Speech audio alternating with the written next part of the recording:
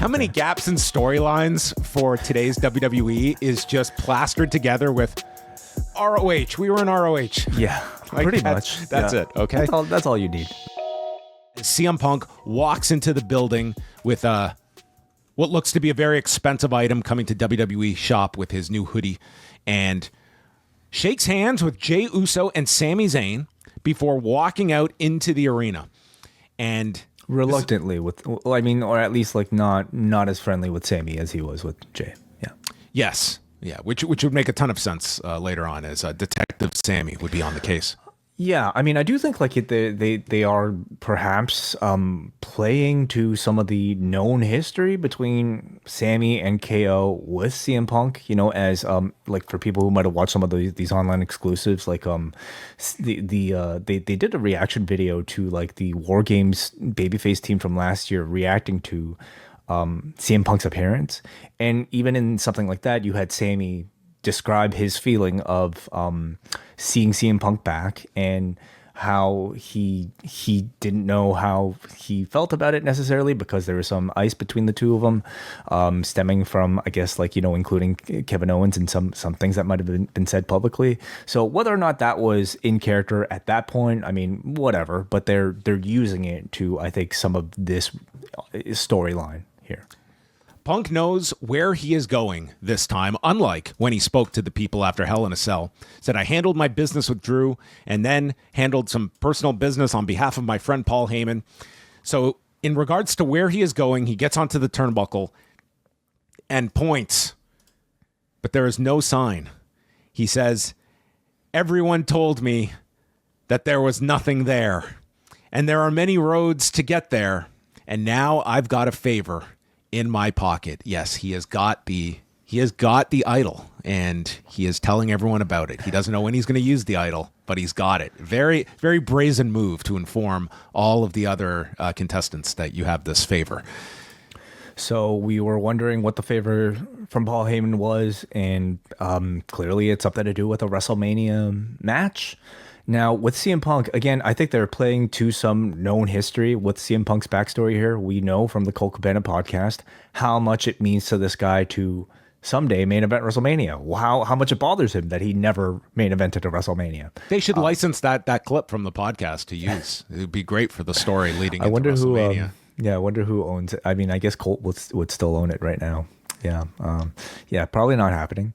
But like it's part of his known story, you know, his known history, like the grudge he holds for never having main evented a WrestleMania. So I think that backstory is the only time I could accept personally CM Punk pointing towards the WrestleMania sign when he's just, you know, talking about something like that. It's also fascinating how he mentioned that there are multiple roads to get to WrestleMania, be it the Rumble or the Elimination Chamber, and he said those lead to dead ends. Is that right, John? Did I get my notes right? Yes. Yeah, he said those lead to dead ends, which is fascinating. But it's true. Just because you win the Rumble or the Chamber doesn't mean you're going to main event WrestleMania. You know, like who won the Chamber last year? Oh, geez. Don't put me on whatever. Like they didn't main event WrestleMania. Cody Rhodes main evented WrestleMania. The Rock and Seth Rollins and Cody and Roman Reigns main evented the night prior. So I don't know if this was Punk like maybe alluding to the fact that like I could win those things, but that doesn't guarantee me a main event slot at WrestleMania. Whatever I got going on with Paul Heyman would. So what could that be? What could that be? That's right. Drew McIntyre won the men's one and Becky Lynch won the women's one. So Drew did get his title match and it did not main event WrestleMania. It did not, no. So, so I guess what maybe does Paul Heyman control the match order?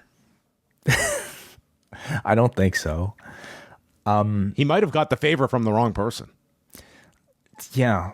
I mean, I wonder. I mean, clearly they already have something planned. They might even have. They probably have Punk's WrestleMania opponent planned already. Whether or not he actually makes it to the main event, I mean, is almost irrelevant. This is just the story they're trying to tell, right? By the way, I thought a very funny tweet today was Kevin Owens was quote tweeting some fan who believed that Kevin Owens was left off of Survivor Series because of the reaction he would get in Canada and Owens was pumping up this theory. So he tagged like Triple H, Jimmy Fallon. He was tweeting all these like executives in WWE, including Nick Khan, who is not on Twitter to the best of my knowledge. So he tagged the strategic director at East Suffolk Council, who has not tweeted in months, but I did find it entertaining that this man was tagged in Kevin Owens' tweets here. Oh, I'm so sorry for his replies. Yeah, well, I don't know. It looks like this guy gave up on Twitter a long time ago, which some of us are finally catching up to as the trend. But getting back to this promo, because it was a lengthy one, he is interrupted by Seth Rollins. And Punk shows his disdain, turning his back as Rollins enters the ring. And I could not get over the way this was shot, because Punk is backed into the corner with a cameraman literally over this man's shoulder. And I just could have imagined sitting in this crowd. It must have looked so awkward, but they really wanted this intense feel with the camera right hovering on Punk's shoulder as we stared at Seth Rollins cutting him down in his promo from across the ring. The crowd is singing. They're chanting. I mean, this is a lot of buzz here from having two big stars in the ring together. Rollins wishes that he knocked Punk's ass out the day he returned to WWE. A lot has gotten in our way. You were hurt. I've been out. And says, I was this close after Hell in a Cell, but I took pity on you. And that was a mistake.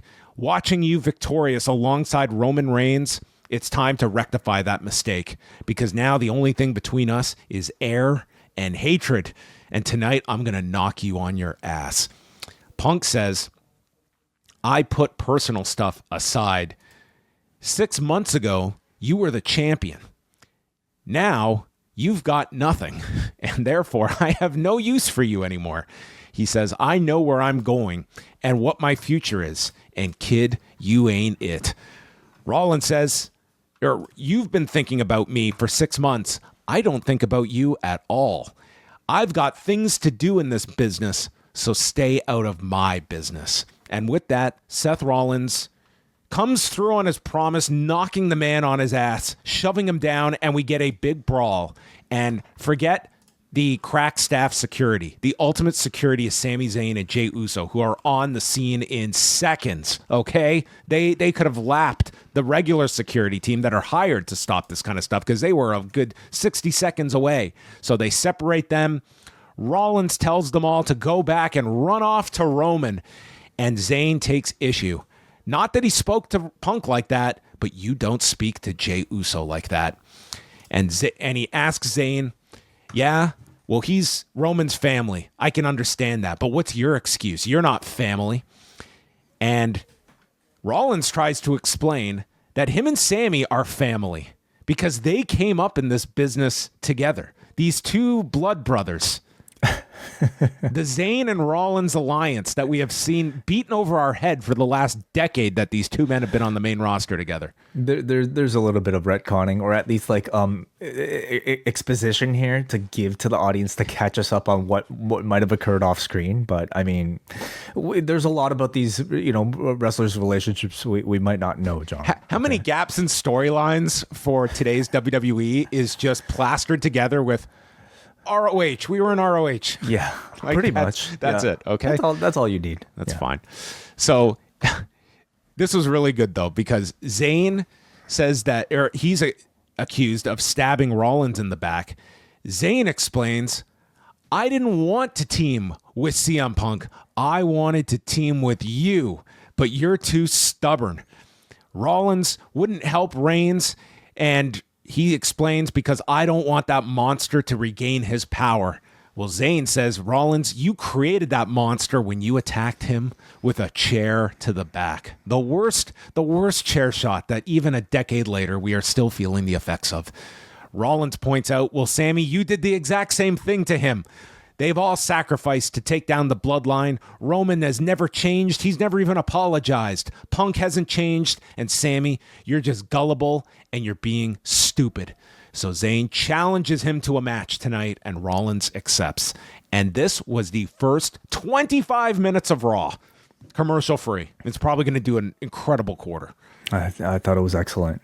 This is the type of like male soap opera shit I love, and I'm not ashamed of saying it. I think the genius of the Bloodline story has been how much it's been able to affect and create new stories out of the rest of the roster, even when the Bloodline are not present. Drew McIntyre, you know, a character born entirely out of the Bloodline. Kevin Owens' current character, born entirely out of the Bloodline. Now we get this lovely interplay between Seth Rollins and basically anybody that's around his orbit. You know, by spending time in the previous weeks reminding us of how much Seth Rollins hates Roman Reigns, they've given us enough justification for him to hate CM Punk even more for joining the team, but now having beef with Sammy for also joining the team. And I thought Sammy and Rollins did such a great job here of, first of all, maybe in a short amount of time, establishing the depth of their relationship with each other, okay? Coming up through the indies, being family through their bonds in, I don't know, the Markham Civic Center and Ted Reeve Arena and all these places they wrestled in. Not really exposed to us prior to this, but it's okay. Like, it's enough for me to buy. And then I think what I absolutely loved the most was the excellent points and counterpoints that they had with each other, referencing parts of each other's history. You know, the type of like canonical reference that really rewards a long-term audience, right? Pointing out the irony of Seth Rollins creating something he now hates so much, and the excellent counterpoint from Rollins saying, "You did the same thing in the scene that they scripted to mirror the one that I did." So like, it tells me that like if this writing staff that they currently have are people who have good knowledge of their own history, hopefully grew up as fans of at least this current generation, and it really does like tell you that they seem to understand the long-term motivations of all of these characters. Yeah, I was waiting for Sami Zayn to ask Seth about that mini Shield reunion in 2019 before Ambrose left the company.